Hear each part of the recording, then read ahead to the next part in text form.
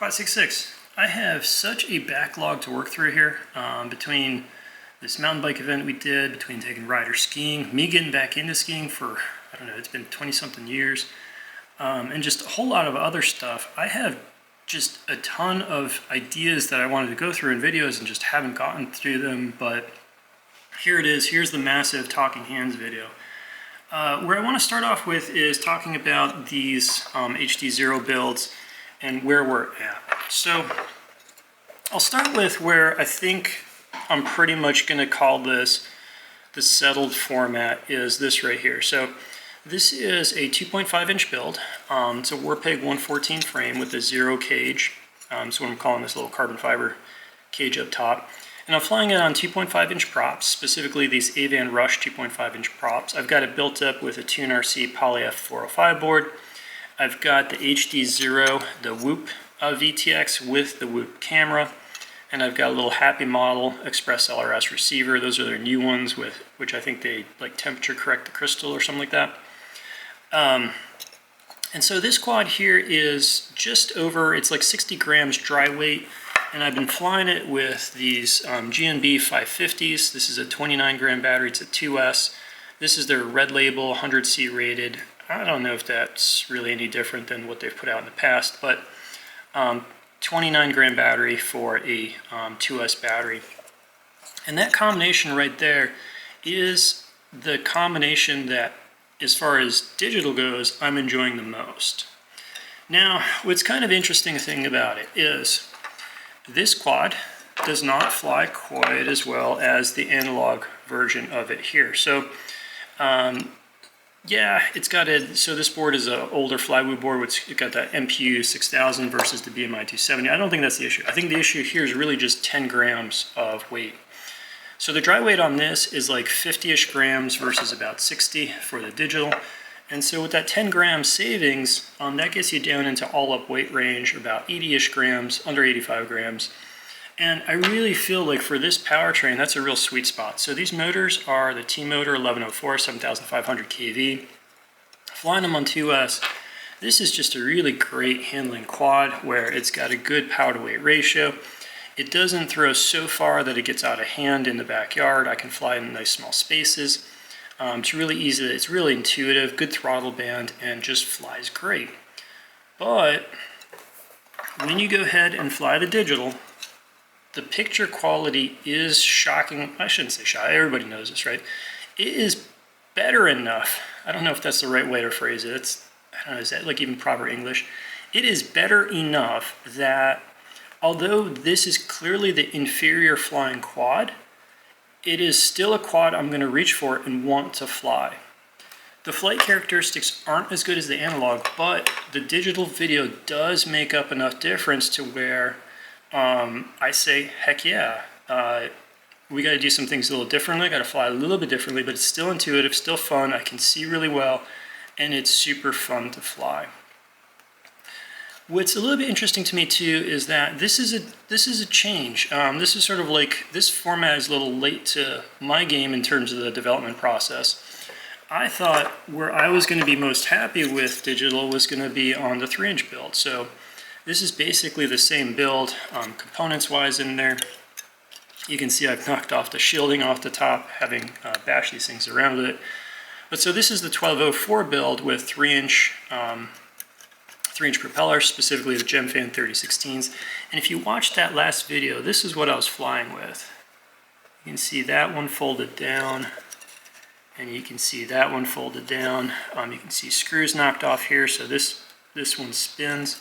And that last video that I flew at the very end, after I really beat the heck out of this thing, this is how I was flying it, didn't smoke any motors, and that's even with aggressive filtering and this 3mm frame. So I thought that this was going to be the go-to, because with 3-inch, the 3-inch just tolerates the weight better. You feel less of a hit in terms of the performance, but it's just, it's interesting. To me, this 3-inch quad flies so much, I shouldn't say heavier, but it just feels bigger and heavier, even though it's not that much bigger. It's only 8mm difference in terms of the frame size. And then weight-wise, the 3-inch build's only 2 grams heavier. Granted, I could get the weight down here a little bit. I've got a little extra wiring that I don't need. I've got a little bit of shielding on there I could take out. But we're only talking like 2 to 3 gram difference, and yet I just have a hard time flying this quad. So, you know, from the videos, I kept trying to go back to it. It's just harder. It just is. Now, bigger space, sure, 3-inch, 3-inch all the way. But as I mentioned in the videos, I think once you go 3-inch, you're in bigger spaces, and like, why not go 3.5-inch? I don't know. Like, to me, if you're bumping up to 3-inch, you're almost making the case to go up to 3.5-inch, and I'll talk about why. And some of that's going to be at the camera options and things like that. So the other thing to consider on this one is these 1204s probably also, I need to test them some more, but I think they also work pretty well with the Avan Rush props. So one of the major downsides of these T-motors is they are not particularly durable. I wouldn't quite call these like throwaway motors, like back when we flew the 0802s with no prop guards, but it's kind of down there in terms of durability because the shaft is really narrow. Somebody commented before in the, I forget who it was, but in the comments they said, yeah, these were really bending on me really easily. And I agree. These go out of balance in terms of bending the prop shaft or something like that, because it's a 1.5 millimeter shaft that goes through the motor instead of the usual 2 stepping down to 1.5. And yes, these are not durable motors. And in fairness, the T-motor, I think they developed these to go in ducted frames. So, you know, kind of your Cineloop sort of frames. So in fairness to them, I don't know if this is the use case that they're anticipating, but these motors work really well that way. Another option potentially is going to be doing the 1204s with the smaller prop, and that might work. Now, with this, I even went as far as, so yeah, this is like total coward build. Put on the tri-blades on there. I even did a throttle cut, 10% throttle cut. And you could probably keep knocking that throttle cut even more, but for whatever it is, you know, I thought this was going to be it, and it's just not it.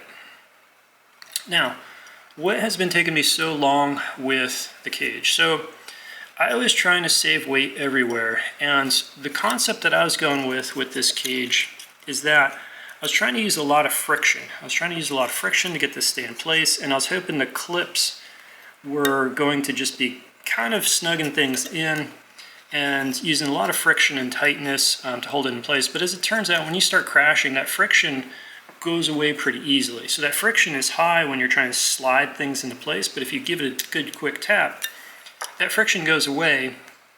And unless you're securing all the components together, this does not act as one piece, and I was breaking stuff. So I've got, let me see if I have it here. I sacrificed one of these cameras to the development gods even. So breaking these things, you can see, look what I did to that. So I've got a project ahead of me. I'm going to see if I can replace this lens. I think this is the same lens that comes on the Atom camera. So I'm going to get one of those and see if I can use the analog as a donor lens for this, because it'd be a shame to, it's like, what are these? These are like $50 cameras, and that lens is toast, and so that camera's toast unless I can replace the lens.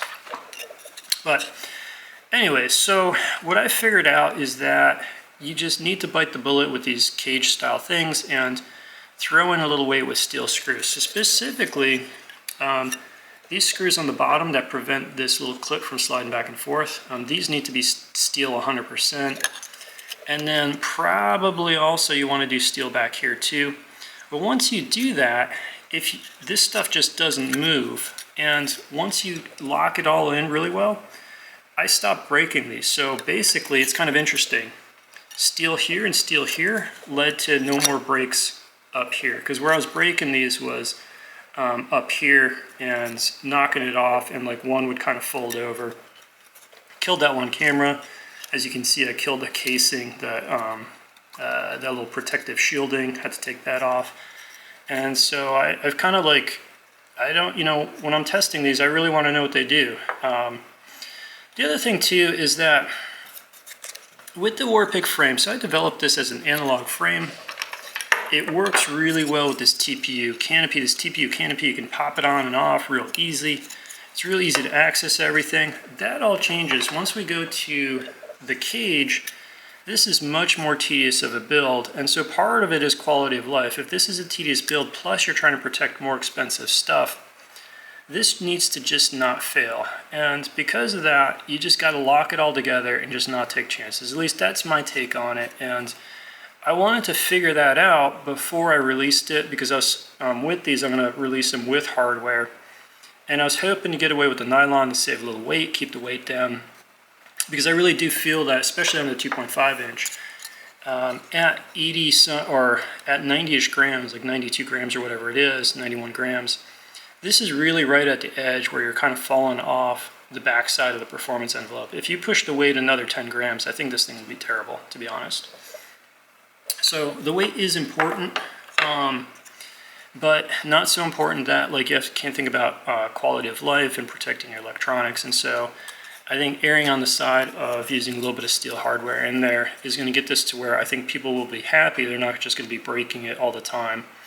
It is a little bit of a tedious build. I'll do it with, when I kind of finally get this sort of like released, quote unquote, I will do a full build video, and it's just, honestly, it is a little tedious. And I am going to, because of how tedious it is, like, I'm going to do a series of frames. It's going to take a little bit of redesign. It's going to be a while. It's not going to happen anytime soon, but I'm going to do some specific for the HDZeros, and it'll be a little bit better quality of life, I think. But at the end of the day, I got this working to where I like it, and specifically I'm really happy with the 2.5 inch build. What other things? Oh, that's one of the things I want to talk about. So on this size, Brandon's Baked Beans. So if you need your quad tunes, check out Brandon. He does quad tuning for you. Like, you don't have to just ask any questions and try and figure it out yourself.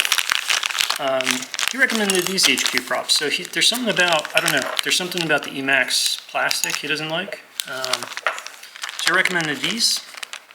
I was super skeptical because like the T65 unbalanced prop problems with HQ. But so these are the T2 or T2.5 by 2 by 3, and specifically the version 2s. Guess what?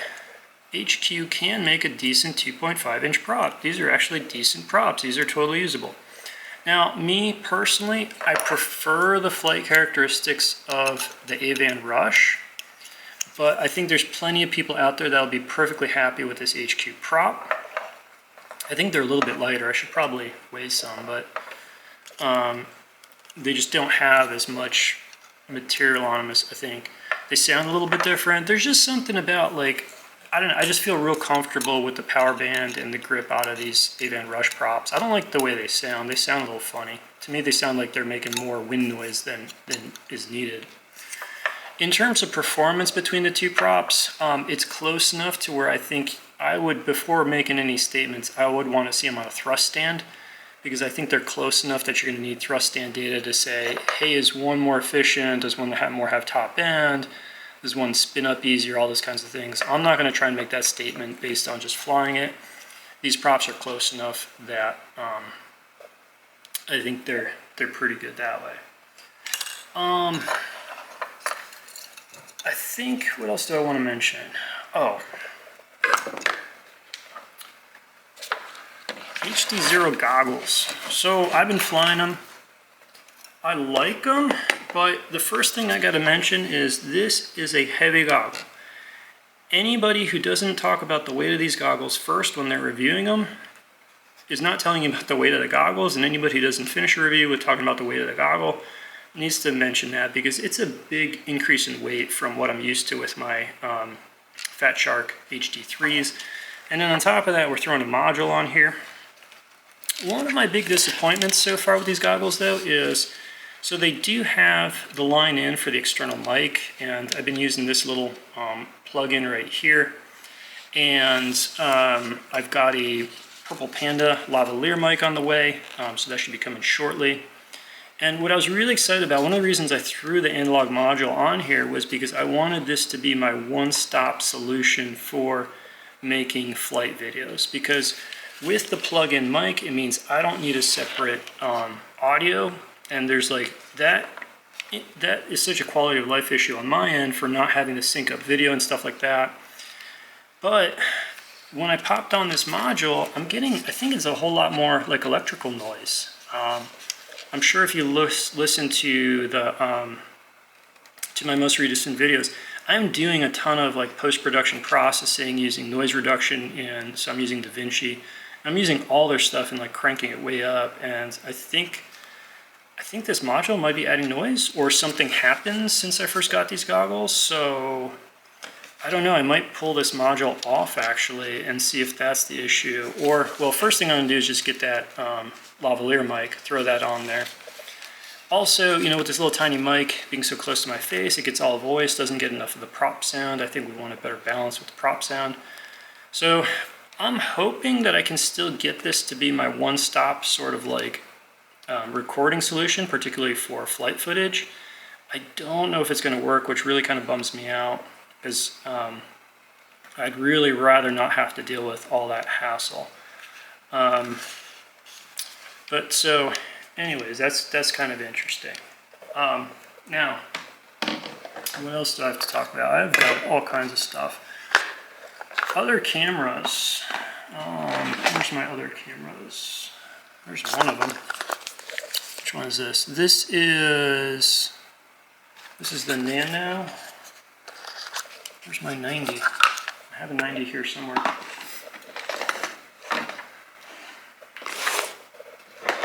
swear I do. There it is. 90. Alright. So this is like conundrum time.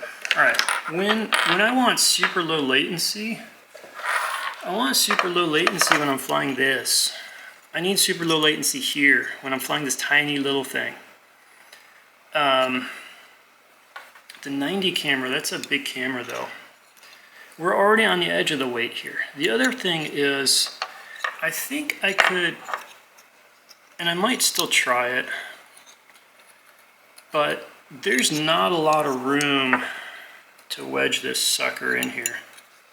So if we look at where this sits, the problem is I think this would take a totally different cage, because I don't think that you can stick this HDZero 90, the 90 frame per second camera, in the same sort of like cage style as the little Whoop camera. I think there's just too much size difference. So probably what I'm going to do is I'm going to try and do a cage for this 90, but I'm already on the weight limit. I don't know. Like, I don't know if that's worth it. Then it raises the other question. You know, if I'm going bigger, so pretend this is a 3.5 inch. On the 3.5 inch, and on the 3.5 inch actually, so we're looking at the, so this is the Nano versus the 90. Another little frustrating part about these is look where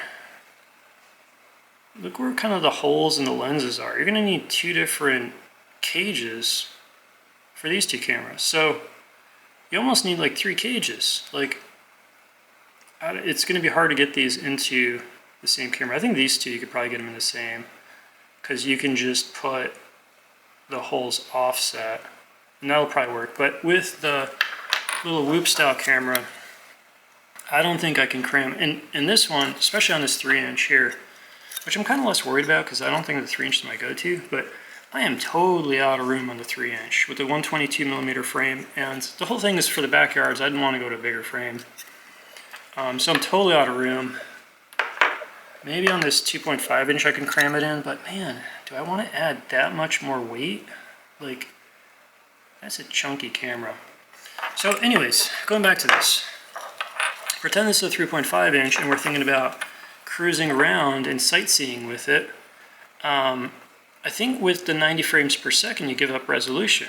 As I believe that's the thing, is that you get the latency down by giving up resolution. So if we're out sightseeing, does that camera make sense? Now if you're racing, sure, and maybe I should go race, but I don't. I fly either really tight stuff in my backyard, and I don't mean to be like such a homebody, but I've just found I like designing and making stuff more than getting out there, but honestly, with the picture quality, this picture quality has come up so much that I really want to try the nano camera and, you know, go out hiking or take my bike and get to some cool places and just kind of, not necessarily like look around, just total sightseeing, but have some different like backgrounds and some interesting stuff. So as exciting as this 90 camera is, from micros, I don't know what you do with it, because if you're going around for picture quality on a bigger kind of cruisier frame, then,